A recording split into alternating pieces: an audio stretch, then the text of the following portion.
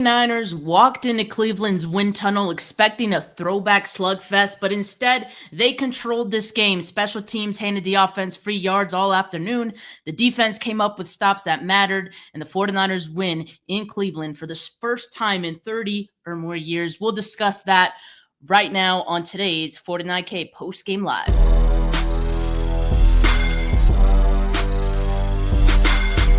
You're listening to the 49 Carats podcast, a 49ers Goldmine production with Stephanie Sanchez.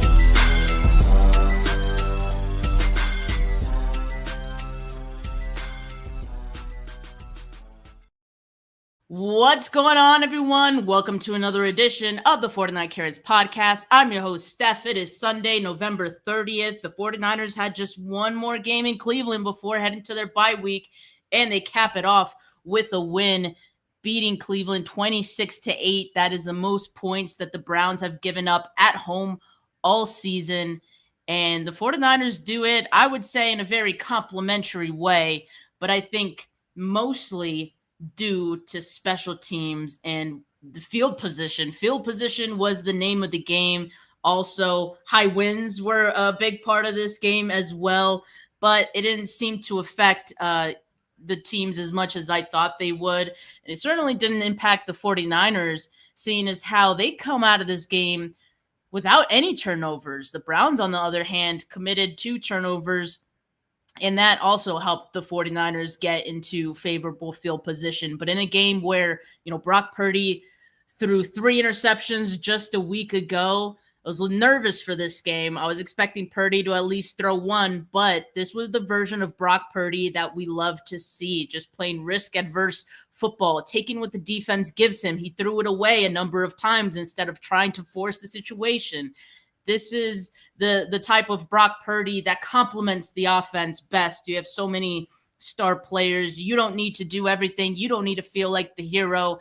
And even when the 49ers were down at a couple points in this game, I felt like Brock Purdy played a really good, clean game, and that helped make the difference as well. But let's talk about what went down in this one and how the 49ers ended up getting their win. Well, to start off in the first quarter, both teams just end up trading punts, which is very surprising because I think we thought to begin this game, it was going to be an ugly one, just a lot of defense, not a lot of offense.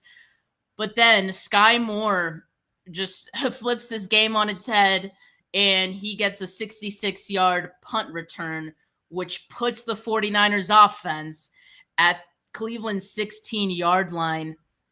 Man, oh man. I mean, that literally just that was the difference, I think, in this game, or one of the differences. Certainly the difference of the first half was, Sky Moore putting them in favorable field position. So they start on the 16 there, and the offense doesn't really need to do too much at that point. They get into a 3rd and 8, but Brock Purdy throws a pass over the middle to McCaffrey to convert, and McCaffrey is able to finish it off with a touchdown run. 49ers go up 7-0. Then the Browns get a turnover on downs on their following drive, but that didn't matter much because the 49ers punted on their following drive. And it wasn't until a little later in the second quarter that we see the Browns get going because of the success they were having on the ground. This was starting to make me nervous, actually, pretty early in the first half, where we're seeing the 49ers miss tackles. Judkins getting slippery. He's forcing missed tackles here and there. And he's a good runner, like he will make you pay if you're not able to bring him down. And the 49ers just having a hard time bringing him down early in the game. And so due to that, they were able to get into pretty good field position as well, despite starting that drive on their own 4-yard line. They were able to get a score based on I think it was the Harold Fanning touchdown. Gifford was in coverage. Jair Brown helping cover Judy, so he was a little occupied, and Harold Fanning was basically wide open for that touchdown. And then the score ends up being 8-7 because they converted a 2-point conversion. The 49ers penalty allowed for the Browns to go for 2 points.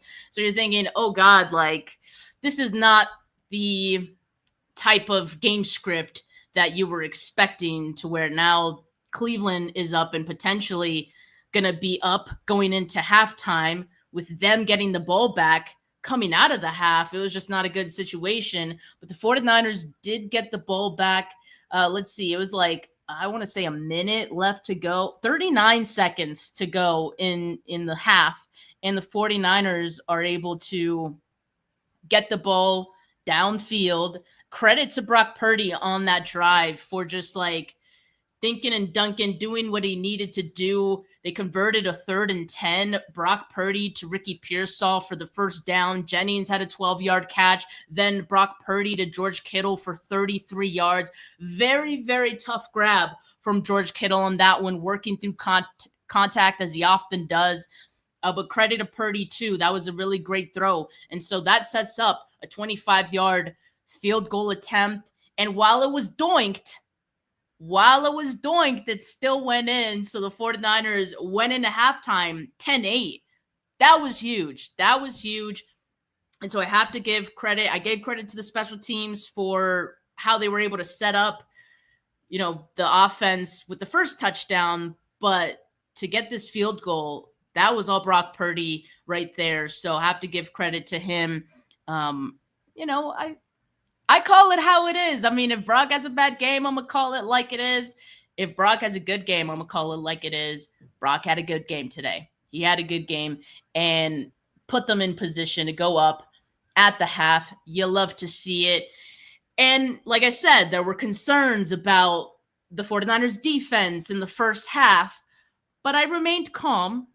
Because I was like, Robert Saleh has to see, he has to know what this Browns offense is trying to do. I mean, we could all see it. This Browns offense, very limited with trying to basically put training wheels on this offense for Shedeur Sanders to have success running the football, giving him, easy plays, screens, things of that nature. It was just very predictable. Like, you could see exactly what they wanted to do to help Shedeur Sanders and this offense get moving. And in the first half, it worked mostly because the 49ers just couldn't stop them. And so I said to myself, Robert Saleh is going to make adjustments at halftime because, and the defense had to make adjustments at halftime too. And that adjustment needed to be, and was, they had to tackle. It's pretty simple, right? Like, just get back to your fundamentals and tackle. And they were able to do that a little bit better in the second half. And that, of course, only helped the 49ers and what they were trying to do. So to start the third quarter, both teams trade off punts once again. And so the score is still 10-8. But then there's a turnover by Cleveland on 4th and 1. And so this is where it becomes big that the 49ers defense tightened up, because there was the 3rd and 1. And 49ers got the stop on 3rd and 1. But the Browns said to themselves, hey, we're going to go for it. Even though we're on our own 33, we got to be aggressive here. We got to go for it. They go for it on 4th and 1. And they try to go for a direct snap to Harold Fanning, but Fanning drops the snap. Luke Gifford recovers. I mean, even regardless, it would have been a turnover on downs if Luke Gifford didn't recover that. But just great play in any way by the defense. I mean, so that was the difference in the second half. The defense tightening up, I mean, just a little bit, just doing the fundamentals, doing the little things right, and getting the offense into favorable field position once again. So that was the risk that the Browns took, going for it on 4th down on their own 33. It failed. And so the 49ers gifted with favorable field position again, starting that drive, their following drive, on Cleveland's 32-yard line. So I think we know what happens next. The 49ers offense able to capitalize on that good field position, and they end up getting the touchdown. Couple of 3rd downs converted on that drive as well. There was the 3rd and 3. McCaffrey converted on a run.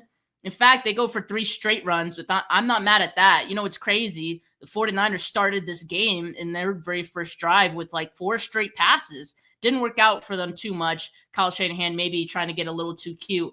But In this case, I think with the favorable field position, they knew they were going to score. They knew they were going to score. So why not go for some runs and see if you could get something going? So they go for the 3 straight runs. Then on 39, George Kittle wide open, finds a soft spot in the zone for a 14-yard gain. Again, credit to Brock Purdy for finding him there. And then 3rd and goal, Brock Purdy, keeper for a rushing score. I mean, I love that.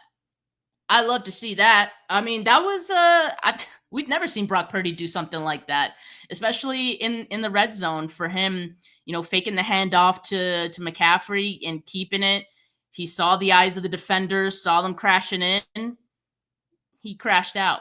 But this time in a good way, and he got the tutty. He even hit the Dougie after that one. We've also never seen this from Brock Purdy. This is what I'm saying. This is the Brock Purdy that we love to see. This is the good Brock Purdy.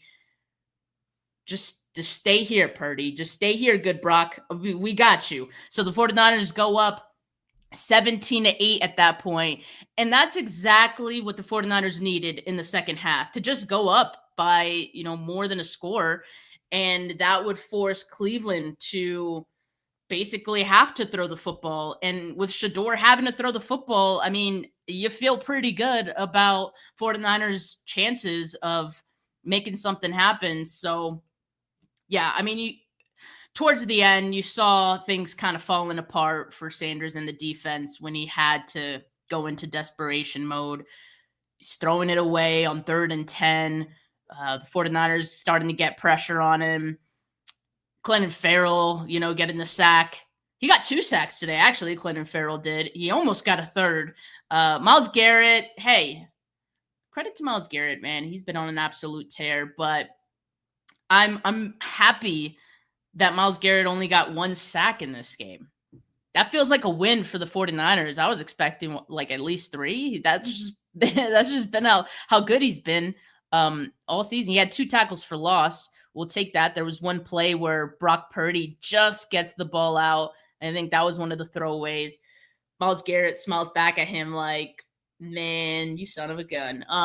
But just a good battle between Myles Garrett and Trent Williams in this one. There were a couple of times they try to get Myles Garrett lined up across McKivitz just to get a bit of a more favorable matchup. But I think how the 49ers handled Myles Garrett today, having George Kittle help chip, having Juice as extra protection as well. McCaffrey a couple of times had to get in on pass pro.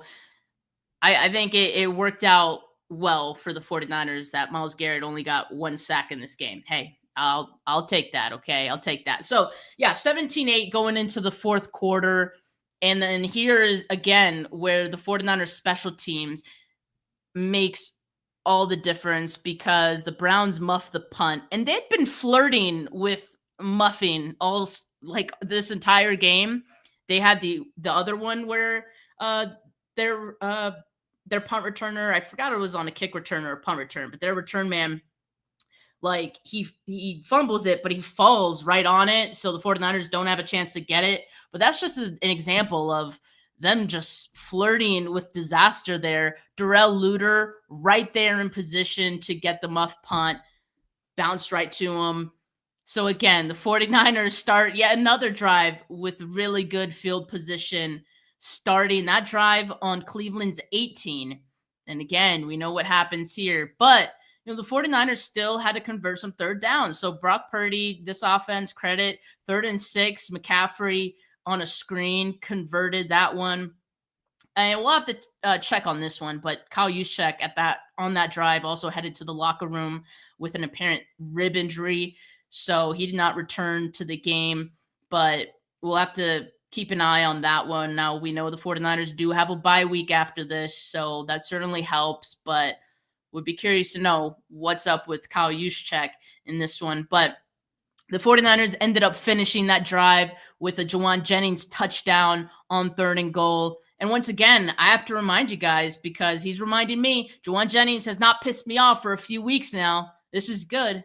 This is good. And it just so happens they've been winning those games. They've been winning the games where Juwan Jennings has not pissed me off. So credit to Juwan Jennings. Maybe the 49ers do extend him after this season for cheap. Who knows?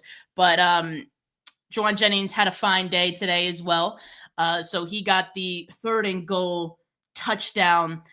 They did fail the 2-point conversion, but I mean, at that point, 49ers already up 2 scores. It was 23-8, and that was kind of the ball game, except the 49ers did get a field goal after that as well. 31-yard field goal from Matt Gay on another drive where they, pretty much had to convert a couple of 3rd downs. Check out this stat. So the 49ers had 4 red zone trips in this game, right? And they showed this briefly on the broadcast.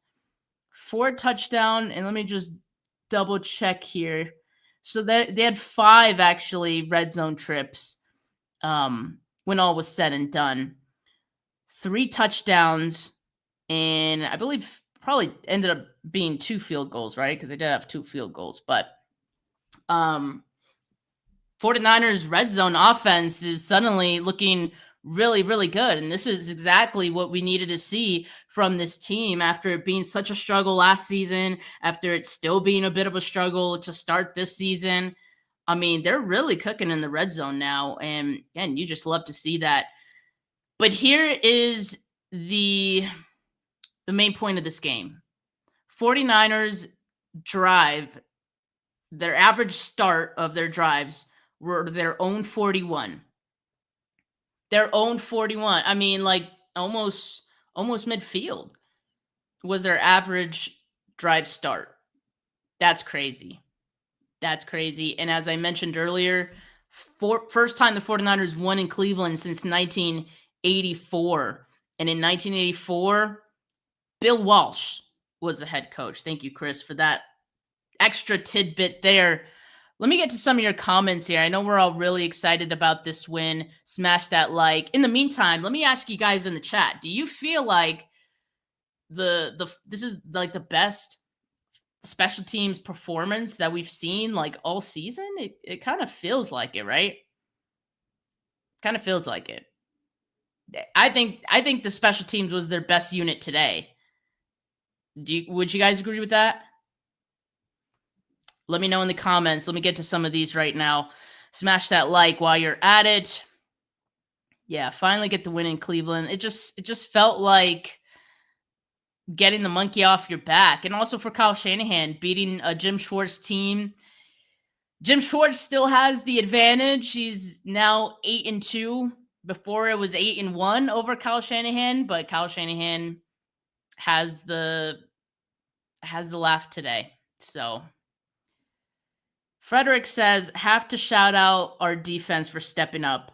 Yeah, I mean, absolutely. They in the second half, they definitely tightened things up, made things difficult. Like I said, that 3rd and 1 that turned into the 4th and 1 that ended up Luke Gifford getting that turnover. Like that was huge at that point. And just tightening up on run defense as well in the second half. Credit to Robert Saleh. Credit to Clinton Farrell for his 2 sacks today. We're going to take a look at some of the box score stats here in a bit. But yeah, shout out Desi, Dub City. And here's another thing, guys. As we look around the NFC West and the NFC picture, the 49ers now sit at 9-4. The Rams lost today to, guess who? The Carolina Panthers. And Matthew Stafford threw 2 picks, including a pick 6 today. So let me take a quick look, actually, quick peek at the NFC standings. This is crazy. The Bears are in first place in the NFC now. Who would have thought? Who would have thought that? I mean, they've come in pretty hot somewhat recently as well. They have figured things out for sure. They sit at 9-3. The Rams now second place after the loss today.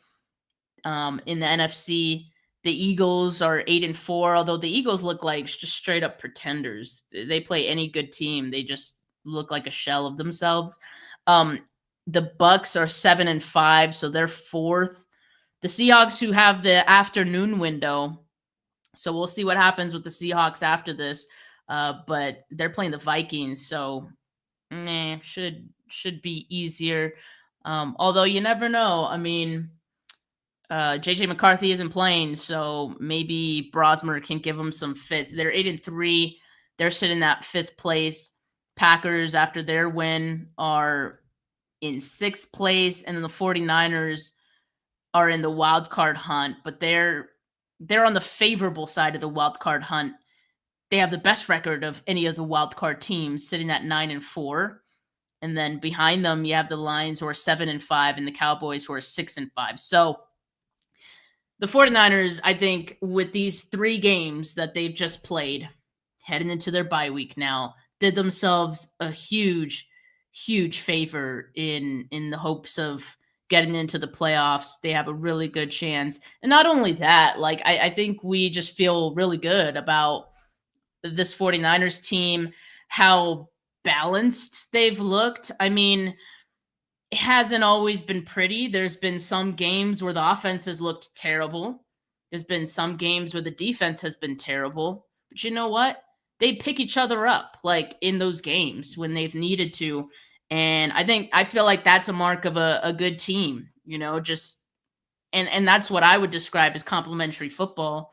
So I think the 49ers have a chance to make some noise in the playoffs. It's still going to be scary, but I like what they're putting together. And yes, these last 3 teams that they've played against, they should have won.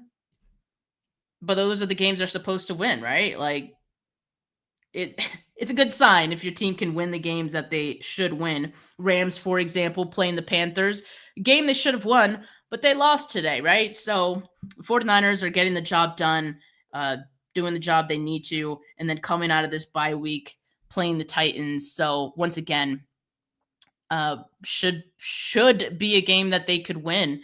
So yeah. All right.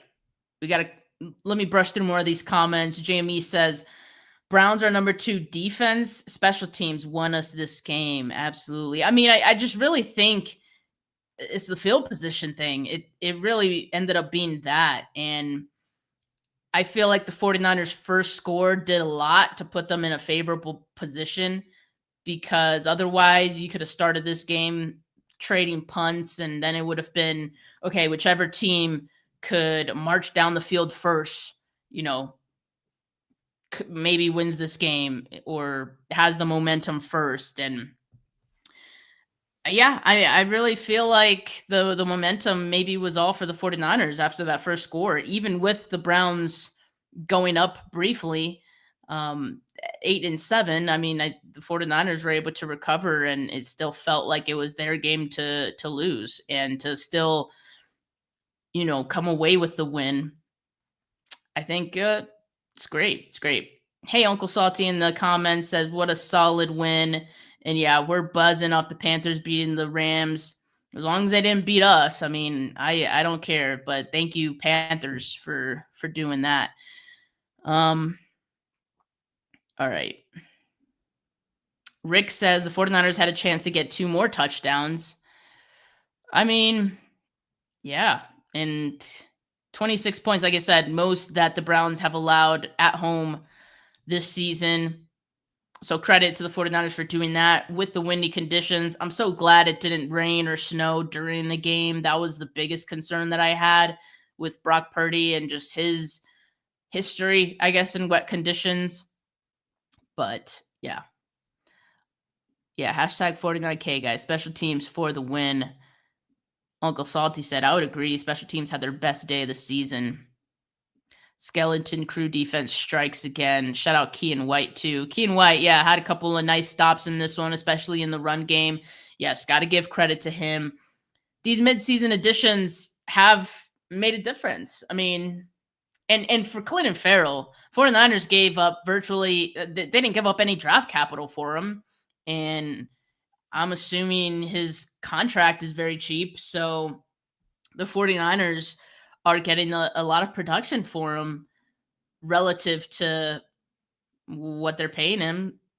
Huge win for the 49ers there. All right, let's take a look at the box score really quick. Let's compare these quarterbacks, right? So Shedeur Sanders, his second start of the season, 16 of 25, 149 yards. He had a touchdown, but he was sacked 3 times.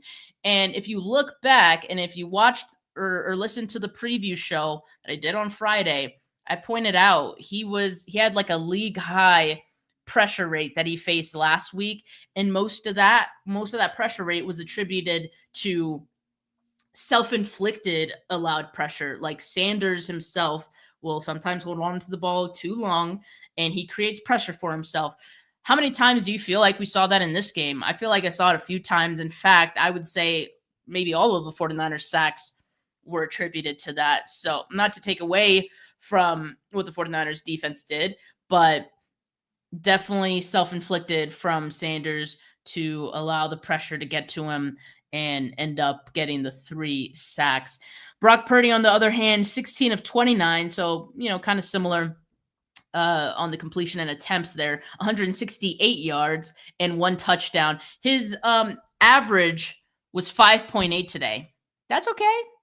That is okay. That is okay. When you throw 3 picks on throws of 10 or more air yards just a week ago, I don't care. Dink and dunk it all you want. And if there's going to be any game where you want your quarterback to dink and dunk, it's against this Browns defense, right? So, again, I'm going to keep going back to that. This was a really good game from Brock Purdy, just where it was like he knew what he had to do.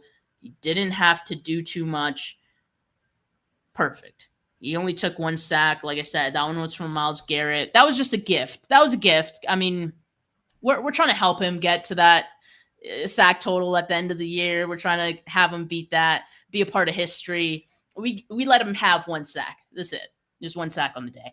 All right, and for everything that was said, especially in the first half about the 49ers rushing, and it was not a good day on the ground for the 49ers as far as efficiency goes. 20 carries for McCaffrey, 53 yards, 2.7 yard average, but he did have a touchdown. And I will say there were moments where running it made sense. Like even if you were getting 2-3 yards at a time, it made sense because I think the 49ers on many drives did have the intention of, or just thought in the back of their minds that we'll go for it on 4th down if it's like a 4th and short, just due to the conditions of the wind. You'd rather go for it on 4th and short than go for the field goal. So actually, like the run game being this very, death by 1,000 paper cuts, like worked out okay for the 49ers.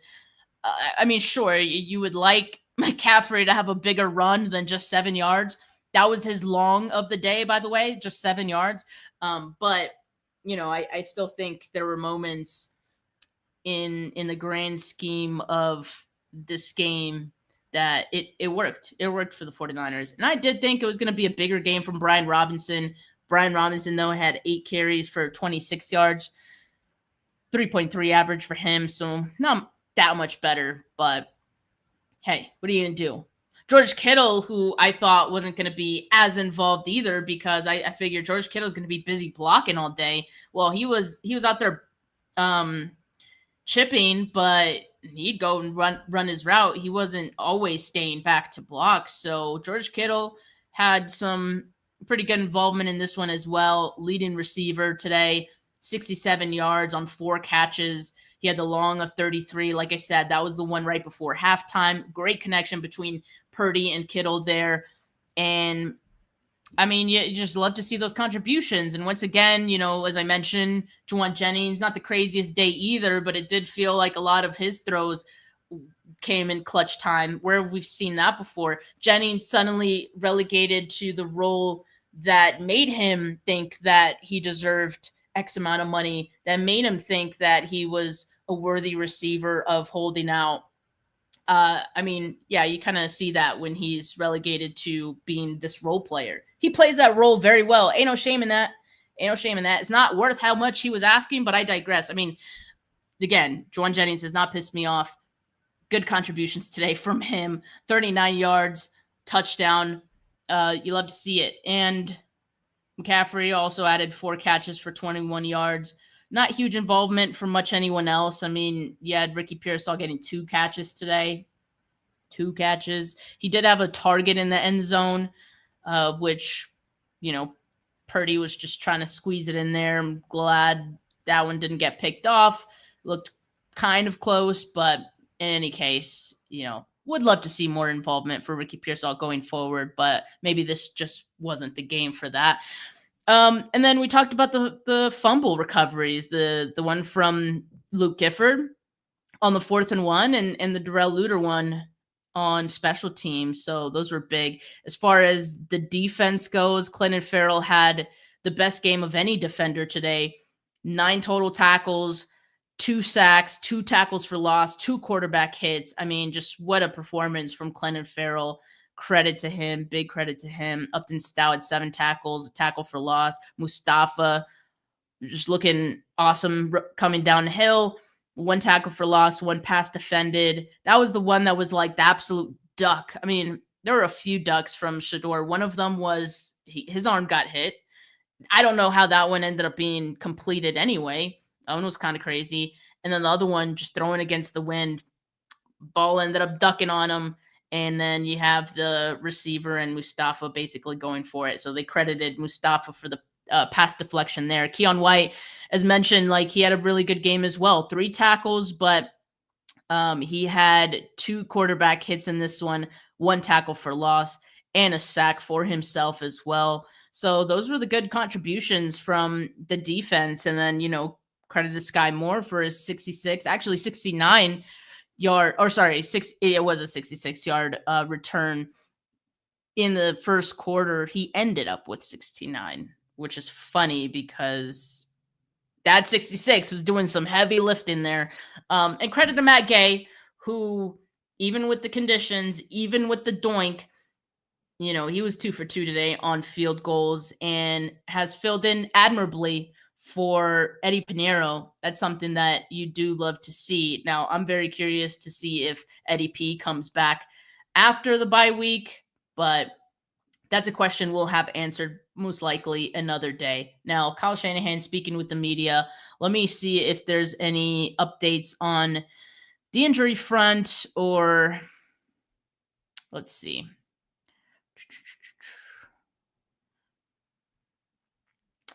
Checking. Haven't seen anything about Juszczyk, so maybe that's something we won't get an update on until tomorrow. But